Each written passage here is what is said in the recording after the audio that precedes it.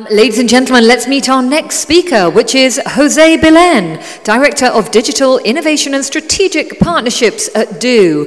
Now, Jose has more than 14 years of experience in the telecommunications industry and was formerly Head of Strategic Partnerships at Telefonica Global. He's here today to talking about strategic partnerships, key for engagement with customers. Ladies and gentlemen, please welcome Jose Belen.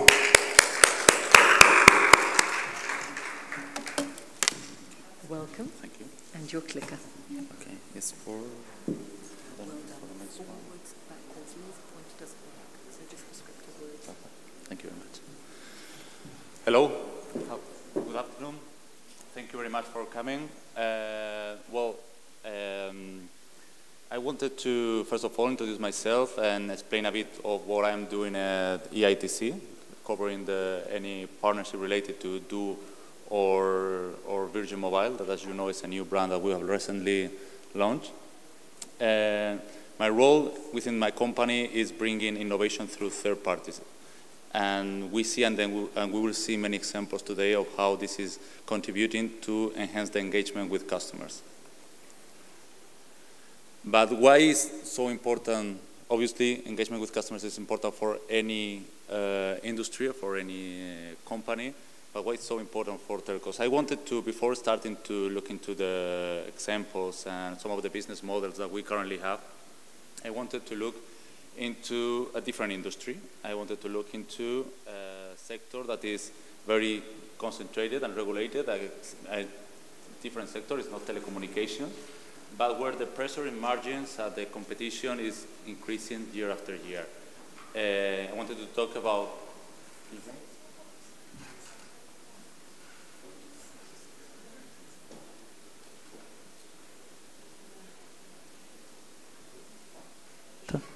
Better? Yeah. Okay, so I was saying that I wanted to talk about other industries, other examples that we can find that are not especially related with telco, but can give us some examples of how this is working today. A good example that I found was the gas stations, especially in this region, in this country. Well, it's a industry that is very, very regulated. That it happens in the case of telco business, and at the same time, it's a business where we see more and more competitors, where competitors are becoming more aggressive year after year, and well, margins are reducing. So we need to find a way to differentiate our offer and our proposition. So starting from customer inside, we're talking about customer engagement. What was happening with the gas stations? Well, we know that we go to the gas station because we need some of the core products and services, especially, obviously, gas that we need for our cars. But we also find out that about 35% of the people that go to the gas station because they need gas for the car, eventually they buy something in any of the stores, or they buy something in any of the restaurants, or etc. And 11% choose one station instead of the other because of the service, because of the quality of the service, because of that engagement that we're going to talk about. In fact, now this is representing not only a new revenue stream for the gas stations, but also a way to increase the margins.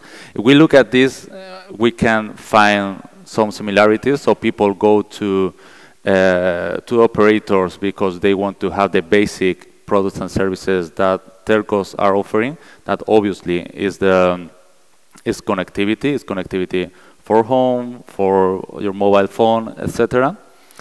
But we see that they end up buying or using other services. Connectivity, I always say that is not.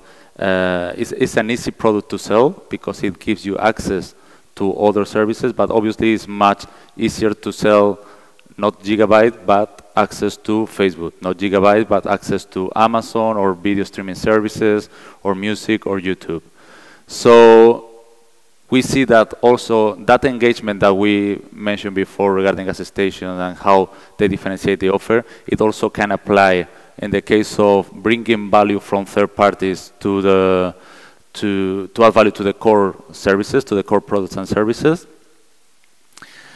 And well, and now going into a bit more about how we structure this, I wanted to show an example. It's an example from 2013, a different market. I'm not talking about UAE, but this is what happened in the French market when a new operator came into the market, and obviously quarter after quarter the prices were lower because then there was a big fight in terms of offer between the different operators, between the different players, and they offer discounts, etc. It reduces the margins, and it's a model that obviously is not interesting in any market, but is less interesting here. I remember when I came to I started working for EITC 3 years ago, and I did my first presentation to the CEO explaining what we wanted to do with third parties, how we wanted to bring that value.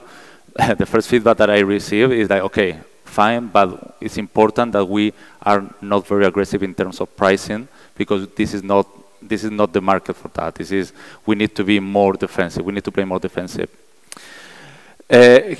When we want to offer that differentiation, or we want to engage with our customers, we see that the way those customers are the way those partners are engaging their customers are very relevant for us, because this is how they are differentiating their offer, how they are differentiating their proposition, and the goal for telcos is taking that value and try to create bundles and trying to offer those benefits to our customers. I have to say that compared with some of our partners, if we think that we compare with partners or other companies from the digital world like Google or Amazon, we have we can say some different ways to work and different strengths and weaknesses. For instance, in case of the distribution capabilities, many of those big partners, big disruptor companies, they have their own distribution channels, digital distribution channels, meaning, for instance, application stores, that in the case of the operators, after many tries, and I know that many operators have been trying to position themselves in the application market, is a very difficult market, because it's a market with very, very low margins. At the same time, the way we perceive the penetration of digital services and even for self-care in the telco business is behind other competitors and even other industries. And I'm not talking only about digital partners. It can be also in the case of the UAE DIWA, or access to other facilities or other commodities. And also it's very important and it's very challenging for us the way we work in terms of flexibility and how is the process that we have when we want to launch a new proposition, a new service. In the case of the best-in-class companies, it can be about 3 weeks. For us, it can go 3 months or more. So we have these challenges, and that's why it's so important that we try to work with third parties, trying to bring that value to our customers. When we start talking about partnerships, it's a bit dangerous also based on my experience, try to cover a lot of different, try to cover too much. Everything can be a partnership, and a sponsorship can be a partnership. Even with procurement, when I work with my colleagues from procurement, they understand that some of the things that they are doing are more partnership than something related with procurement itself. So when we are talking about partnership here, the scope will be something that will be included in 5 points, especially for this market, a market like in the UAE with 2 big operators, with new propositions coming, but with 2 big operators. It's super important how we can differentiate our offer. How are we going to bring the attention of our potential customers and contribute in terms of gross ads? How are we going to use those partners and how we're going to collaborate with those partners to increase the ARPU, how much are those customers spending on us, and how to offer other services that can increase revenues. Also, how this is going to contribute in terms of migrating customers from prepaid to postpaid, or even opportunities for upselling. So the higher the ARPU of the customer, the better conversion we have in terms of churn reduction. Fourth point, super important, and is the one that is more related with customer engagement, is how we can monetize also those opportunities and at the same time impact in churn reduction. And fifth point is the brand awareness. Obviously, how we're going to create something with partners that is going to contribute in terms of brand equity. Traditionally, the approach to offer this differentiation has been through three different, three different approaches.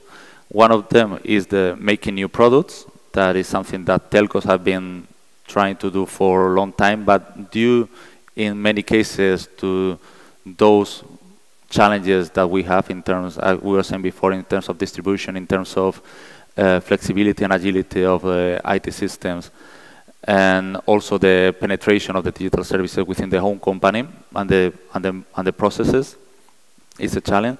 Second, in many cases, is acquiring companies or investing in new companies and try to bring that culture and trying to embrace those new services and create something that can differentiate the proposition.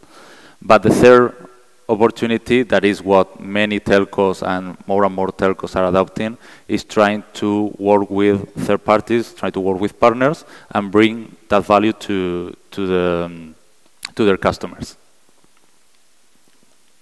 I used to represent this as an iceberg. I think that this is one of the best ways to represent it in a visual way. An iceberg where we could say that the contribution in direct revenues is great, is fantastic. We are all here and we negotiate our deals because we want to make money out of them. However, this is just the tip of the iceberg. Of course, it's a good revenues, good incremental revenues that may come from negotiating reselling agreements or revenue share models, but the real value of those agreements and where we really see how we can monetize the engagement with customers is through differentiation of our offer, so contribution in terms of customer acquisition, reducing also the cost of acquiring new customers, so this is pure acquisition. Also offering new services that can represent an ARPU uplift. I think that streaming services, obviously, the more data you use, the better. So you're going to probably you will need to buy more data plans, etc. Migrating customers from prepaid to postpaid, and especially in this market, the share of wallet, because you have access to more services. You are going to, in this market, many people have 2 SIM cards or even 3 SIM cards. So the more you use the more services you can access, the more time you're going to be using that service.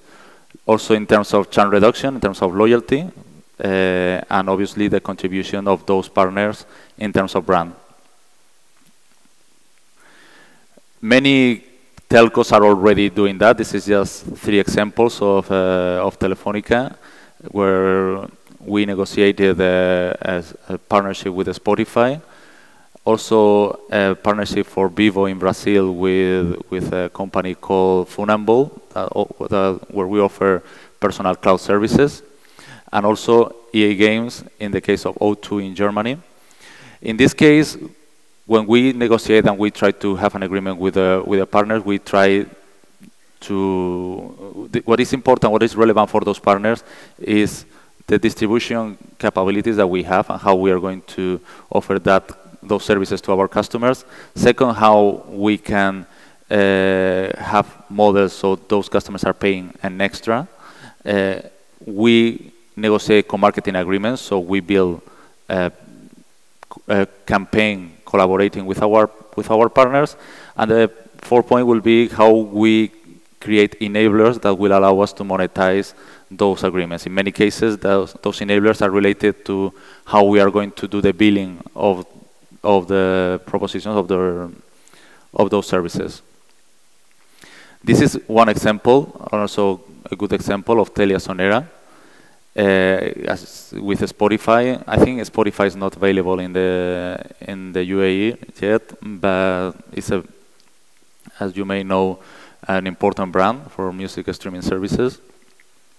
And they launched this proposition, and by this proposition, they reduced the churn by 12%, which is a super big churn reduction. They increased it by 12% also, the number of subscribers. So they actually got to differentiate their proposition, and an upsell that was more than 20%.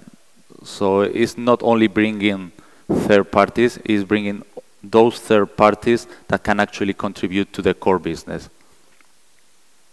Another example of Deezer with Orange. This partnership has been launched in many countries, also in Jordan and in Orange in the region.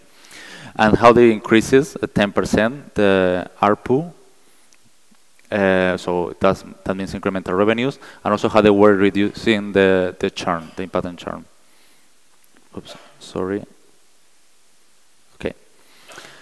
It's very important, as I was saying before, it's very important to see how this can, how operators can also offer differentiation to the partners and see how are the different models that we can offer. Normally, it starts with a free promotion, then a hard bundle that can be included as part of the value proposition. And then in some cases, when the level of engagement with the customer is even higher, what we try to do is that we try to create an ad hoc service, totally labeled using the brand of the telco, and try to create a specific proposition, a customized proposition for the customers. Some examples of how this is contributing for other telcos. In the case of Spotify, conversion to pay is about 80%, brand association 50%. So you have some of the examples on how this is contributing. Again, I see that I have a bit more time.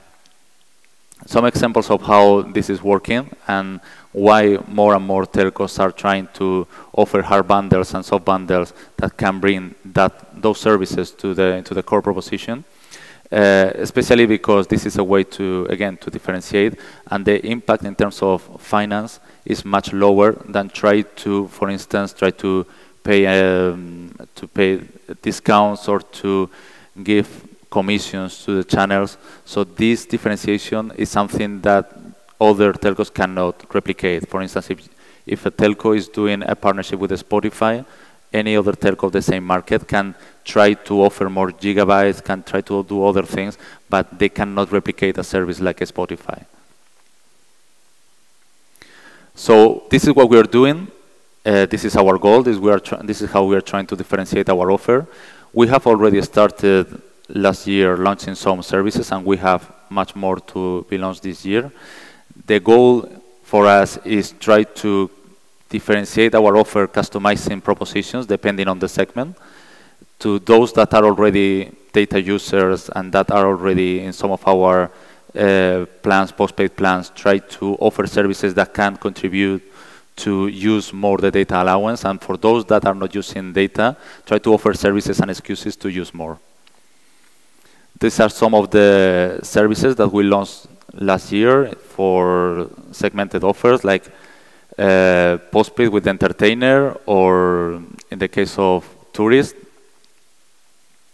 This is the proposition that we launched with Angami. Angami is a music streaming service for this region, specific for this region. And we launched different propositions for prepaid and postpaid, trying to customize and cover the needs of both segments. And this is how it has been impacting. I know that I'm out of time, but 30 seconds only. I would like to show how the difference between, this is real numbers, this is numbers from Do, how this is impacting and how this impacted the real churn, and how we are acquiring more customers which is this graph here, how the customers that we are acquiring that are subscribing the digital services are using more and are spending more with us, and how those customers are staying with us much longer. So there's much more value. This is a comparison between the models, the 2017 and the expectation that we have for 2018, and how we build the model and how we demonstrate that these third parties are really contributing to enhance the engagement with the customers. That's all.